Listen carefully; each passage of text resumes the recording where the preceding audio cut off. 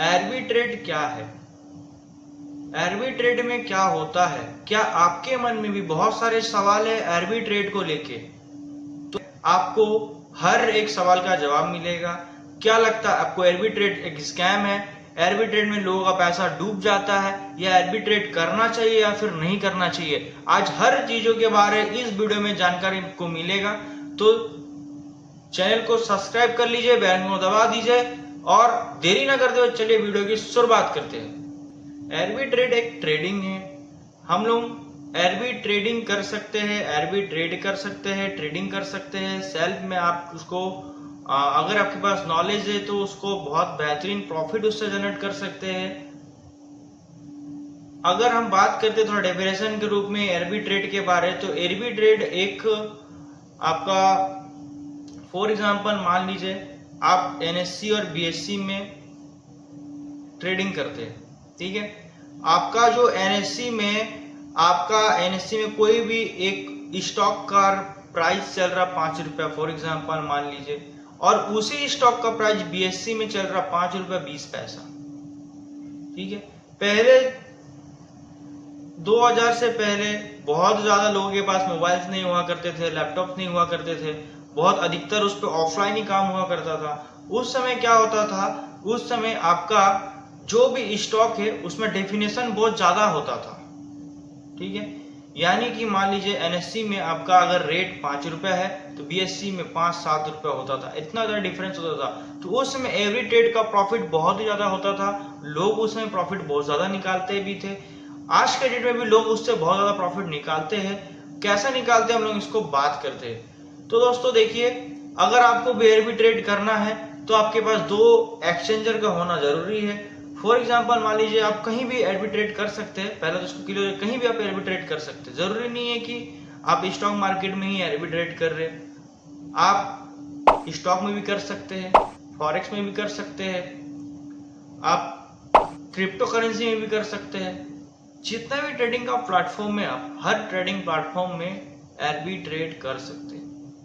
अब बात करते हैं कि आर्बिट्रेट करेंगे कैसे। आर्बिट्रेट करने के लिए जैसे मैंने बताया कि 2 एक्सचेंजर का होना आपके पास बहुत जरूरी है।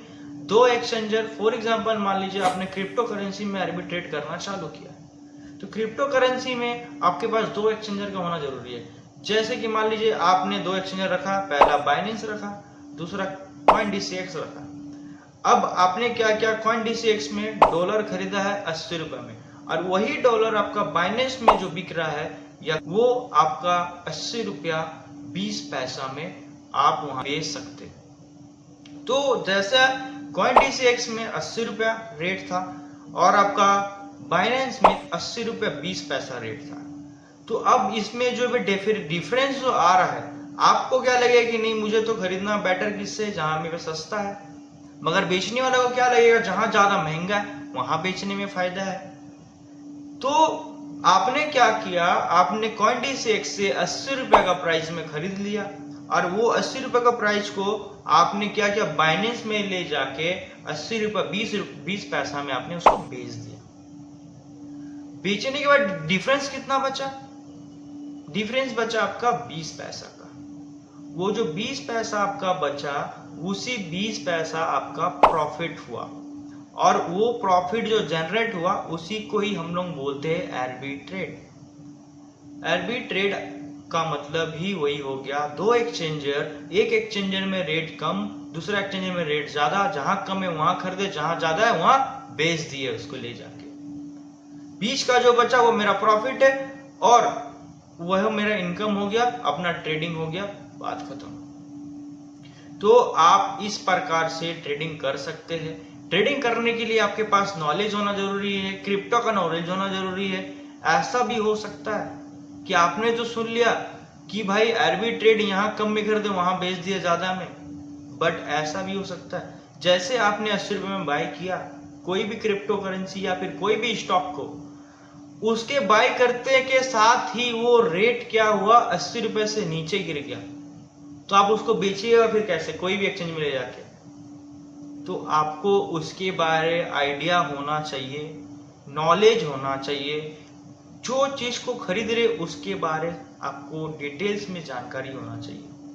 हम लोग मार्केट जाते हैं, कुछ सामान खरीदते हैं तो हम लोग के पास नॉलेज होता है, हम लोग सामान को पीछे देखते हैं, पढ़ते हैं, समझते हैं क्या है नहीं है, तब जाके बाई करते हैं या फिर उसको सेल करते हैं, कुछ भी तो उसी प्रकार से आप क्रिप्टो में ट्रेड करिए या स्टॉक में ट्रेड करिए। आपके पास नॉलेज का होना बहुत ज़रूरी है। आप स्टॉक का नॉलेज रखिए, कौन सा स्टॉक का आप अगर बाई करते हैं तो वो रेट ना गिरे उसका, ऐसा स्टॉक को बाई करिए जिसका रेट ना गिरे, और उसके बाद उसको ले जाइए दूसरा एक्सचेंजर में, उसको बेच दीजिए। फिर आपका जो बीच का डेफिनेशन पैसा होगा, बेनिफिट होगा, वो आपको मिल गया पूरा। क्रिप्टो में भी सेम वही, आपको करेंसी का नॉलेज रखना पड़ेगा, कौन सा करेंसी आप ट्रेड कर रहे हैं, उस करेंसी पे आपको नीचे रेट उसका ना गिरे, तब उसको ले जाके आप क्या करेंगे, जिसका रेट नहीं गिरेगा तुरंत ले गए दूसरा एक्सचेंज में, बेच दिया उसको, वहां पे जो भी डिफरेंस था 20 पैसा 30 पैसा 50 पैसा का वो आपको मिला। और तो लोग इसके माध्यम से बहुत इनकम करते हैं। बाकी मैं इस चैनल पे हमेशा क्रिप्टो करेंसी के बारे, फॉरेक्स मार्केट के बारे, स्टॉक मार्केट के बारे, हर चीज़ के बारे में जानकारी देते रहता हूँ। टेक्निकल बेस पे हर चीज़ के बारे में बताते रहता हूँ। तो मेरे चैनल को सब्सक्राइब करके रख लीजिए और बेल आइकन को दबा कर रख लीजिए, ताकि मैं जैसे भी नया वीडियो डालूं सबसे पहले आपके पास पहुंचे और आप वीडियो का पूरा भरपूर लाभ उठा पाए। कैसा लगा कमेंट करके जरूर बताइए। हम लोग सिर्फ आज इतनी ही बात करते, मिलते हैं फिर नेक्स्ट वीडियो में। तब तक के लिए bye bye, take care, thank you, जय हिंद।